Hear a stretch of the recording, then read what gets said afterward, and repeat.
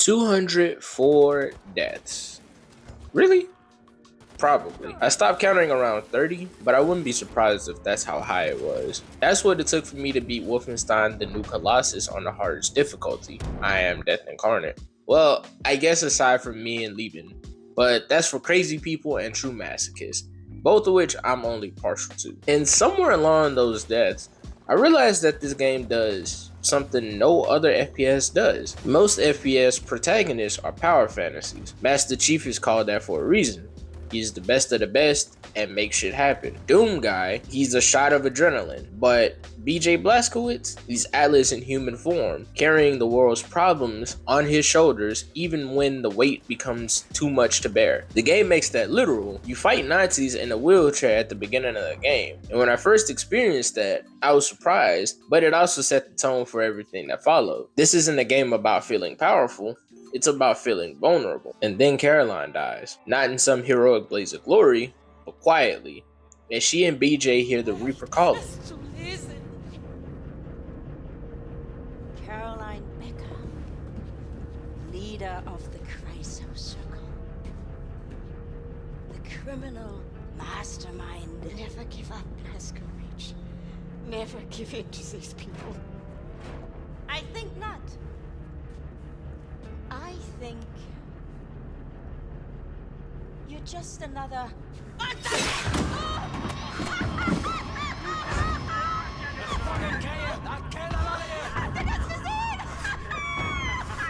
And what really got me is how it kept hitting after she was gone. Because BJ talks to her, asks her to stay a while longer, and to watch over everyone. Because when he woke up from that 14-year coma, Caroline was the only person he knew aside from Fergus and Wyatt. So it truly felt like he lost a friend. That's the sadness. But here's the hope. So why does BJ keep fighting? After Caroline dies, after his body literally falling apart, why put on the power suit and keep going? It's not just duty. It's for the people he has left, the children he's going to have, children he doesn't want growing up in this nightmare hellscape of a world. And when you reach a destroyed New York and find another group of resistance fighters, there's a moment where he's stalling so they can escape to the U-boat, and he's just ready to handle anything that comes his way. But there's something deeper driving BJ forward, something the game handles beautifully. His father's a piece of shit. He's everything that's wrong with America pre-civil rights movement. He's racist, he's abusive to his wife and son, and anything that can be seen as weak, he despises. He literally ties his son to a wooden post, puts a double-barrel shotgun in his hand, and tells him to shoot his dog to make him tougher. He's everything BJ fights against. And BJ isn't just trying to win this war, he's trying to break a cycle, to prove his children won't grow up in that same shadow. And Sigrun's story mirrors this, the daughter of a Nazi general, raised to believe in the Reich. But here's the thing, throughout the entire game, everyone constantly dumps on her. Grace especially, always reminding her who she's supposed to be. Even after she proves herself, even after she chooses better, she's still treated like she is less than everyone. And it gets exhausting watching her prove herself over and over. And then she finally snaps. Call me a Nazi again. I am not a Nazi. You do not have the right to label me as something I am not, as someone less than yourself, as someone less than human. She didn't just choose to be better, she fought for the right to define herself. The game never preaches this, it never makes a plot twist. It just quietly shows you people can choose who they become, even when everyone keeps trying to put them in a box. And that's what makes the story powerful. The sadness of their past, the hope in their choices. You're not just trying to fight to survive, you're fighting to become someone your past said you shouldn't be. And then the game reminds you of how hard that fight actually is. So throughout the first half of the game, BJ truly believes he doesn't have much longer to live. And he's so scared to tell Anya, the woman he loves, that he's dying. But despite all that fear, despite knowing time is running out, he wants to see the people he cares about live a good life, even at the expense of his own. That's not a power fantasy, that's not adrenaline, that's hope in its rawest form, fighting not because you'll win, but because someone has to. And while doing this fighting, BJ beckons Caroline's spirit to stay with him as times are tough. And seemingly she carried him even through death and undeath. And after getting a new far more sturdy body. He even takes the time to remember who got him to this point, who held him up on shaky legs until he no longer needed it. And then there's one scene that captures all of this perfectly. When BJ makes it to New Orleans, they find another group of resistance fighters with a leader named Horton, and they're drinking and debating the future. And while all they're talking and everyone else around them is casually just chatting away, there's a full gunfight happening right next to them. Bullets are flying everywhere, people are most likely dying, and some dude is standing there playing a clarinet. Decided not to be a party to it. Yet here you are, guns in hand, shooting Nazis, just like me. Difference is you come late to the party. Perhaps your kind had gotten their asses in gear, we'd have won the war. Don't spill that shit on the table, Hog, and lead right through. This'll get you drunk, there, Billy. You upstanding lackey of the establishment, chief. Listen, pal, I ain't got time for your horse shit. You gotta make the call. Give up and die or step the fuck up. I ain't wanting to argue with you, Terror Billy. Too tired of fighting. You tired? Man, fuck you. I got kids on the way. And I'll be damned if I'm gonna raise them in a world run by these Nazi assholes. This scene is the game. The sadness, the gunfight, the people dying, and war consuming everything. The hope. The clarinet is still playing. Two people are arguing about what comes after refusing to let the Nazis kill joy or normalcy. They're not ignoring the chaos.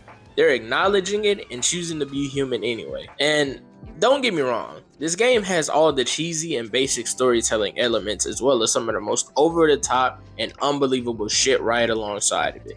Cause how in the hell did they perfect space travel and set up shop on fucking Venus? But Wolfenstein 2 doesn't just show you this in its cutscenes, it makes you feel it through the gameplay. And I need to tell you, I played this on Iron Death Incarnate as initially a challenge, but the more I played, the more I realized this is the intended way to experience the game. The enemies have 100% accuracy, so many things one-shot you, and the health you pick up, it degenerates over time, and yeah, there are perks that you unlock and upgrade as playing the game, and dying speeds up that process a lot, which I definitely took advantage of, that slowed down the degradation, but it barely mattered when the ops are doing dump truck amounts of damage. And now look, I understand that playing on Iron Death Incarnate is supposed to be challenging, but there were some things that made it harder than it had to be. For instance, the enemies throw a metric fuck ton of grenades at you. You can throw them back obviously, but here's the problem. Unless you're directly facing the grenade, you basically don't know it's there until you're lying on the ground and waiting for the reload screen. And to throw it back, you have to press the button with the same thumb that you used to aim. So you're trying to locate the grenade, throw it back, and not get filled with bullet holes all at once.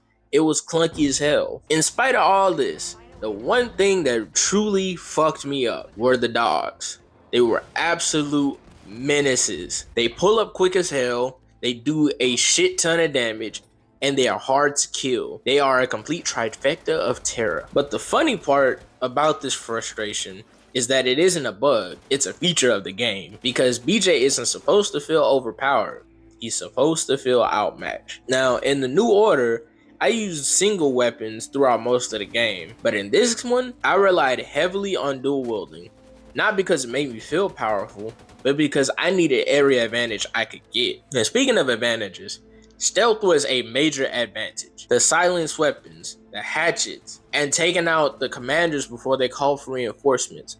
It felt like I needed to do this rather than being in a New Order, and it felt like it's kind of an option, but nah, in this game, I needed it. I needed to do all of it because once again, on I Am Death Incarnate, any one fuck up and you're probably gonna be on the reload screen. And the thing is, even though stealth was probably the smartest play, I still found myself going in and just blasting everything. Not because it was easier, but because fuck it, we ball. And then there's the mission monster. Now let me paint a picture for y'all real quick. You start by freeing yourself from bindings during a trial, but when you do, you're in the middle of a courtroom, there is no armor, you only have 50 health, and you have enough ammo to take maybe one enemy out. But it doesn't stop there. You gotta run, dive, dip, and dodge bullets while trying to set yourself up for success by gathering armor, health, and weapons scattered around. Now the problem is enemies don't go down easily, and do an unhealthy amount of damage while also throwing grenades. There really is no goal except fight, and it took so many tries to map out the best route and plan how I was gonna handle things. And every time I thought it was done, there were more enemies. And then after beating the 2 final bosses in the courtroom, I'm like, I bet we get to leave out because the door's gonna open just for a fucking dog to come and fuck it up.